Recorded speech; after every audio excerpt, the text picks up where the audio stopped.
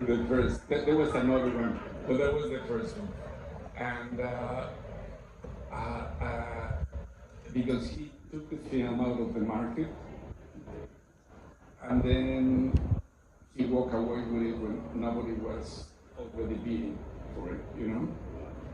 And yes, and I was very depressed because I had put all the money I had, and I had a lot of debts to do my film, because I was adamant that the government was going to be my partner. I didn't want to be the government, the owner, because I didn't want to play the game that they do.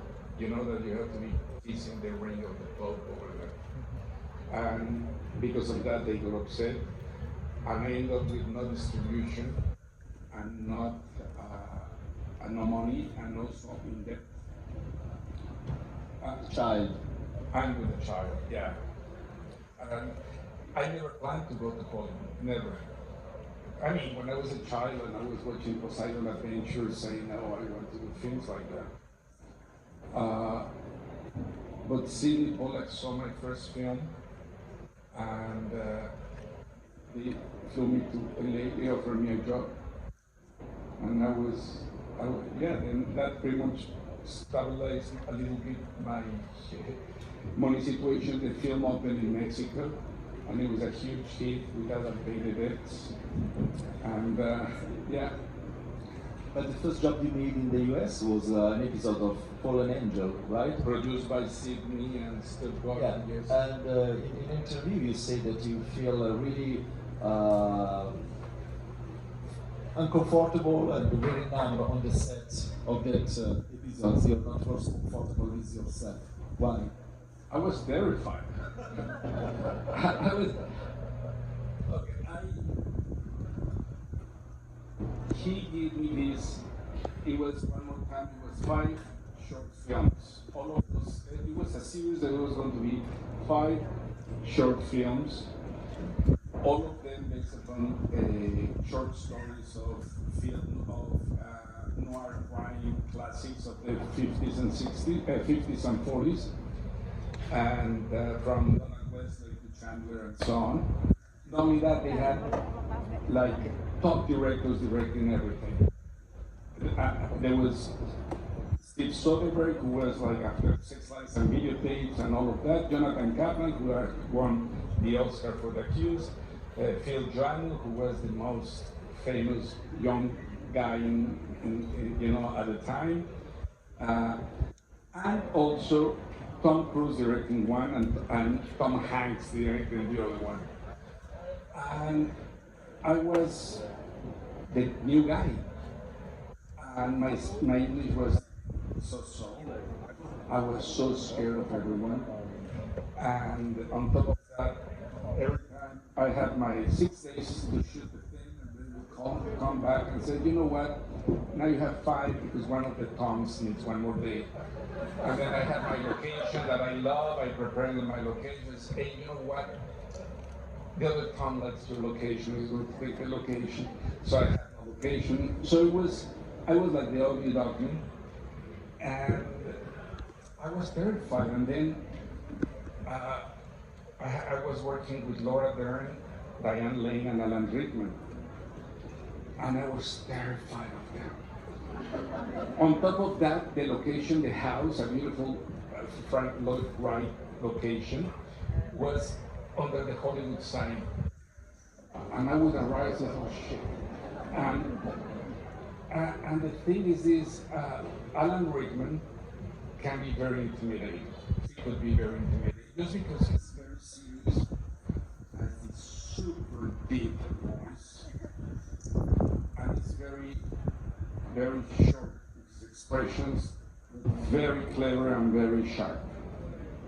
And I was terrified of all of them. So the first day, I started shooting, and it was a mess. It completely goes south at the end of the shoot, and I was really suffering. At the end of the shoot, I completely had lost it, and at the end of the shoot, I had done just like 1/4 of what I was supposed to do. So I go, I stay, terrible idea, just to make it closer to the set, in the closest motel, that it was a motel, like very seedy motel in Hollywood. I wanted to cry. Literally, I wanted to call my mom, you know?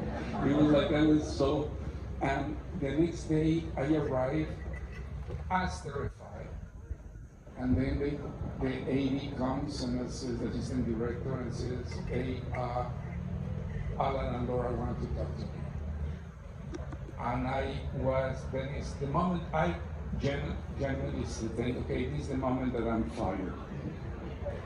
And I walk to this room where they were at this office, and there they are.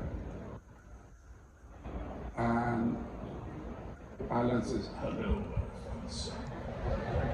And it was like, you know, that character in Harry Potter. Like, he was like, and so I sit, and Laura starts very strictly and says, we're here for you. The reason we're here is we saw your film and we know that you're a great director. And Alan says, we're here for you. You have to tell us exactly what you want. We're going to do it. We're supporting you. You're a great director. They kept on telling me that they saw and that they know that they knew that I was a good director. And he says, oh, please just tell us without fear what you want. And I said, oh, okay. And so I came out of that, and they said, what happens is nothing, let's start shooting. Says, okay, where do we start? Says, we're going to repeat the whole day yesterday. And he said, you can't. You're already far behind. Says, I don't care. I'm going to repeat the whole day.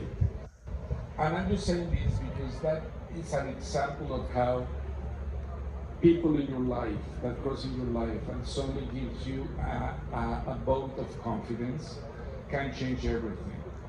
That day I shot everything of the day before, every day of the second day, and half of the third day in the day. Just because you have, you know, the embrace of people, and I would be crazy if I talk about my career being about myself.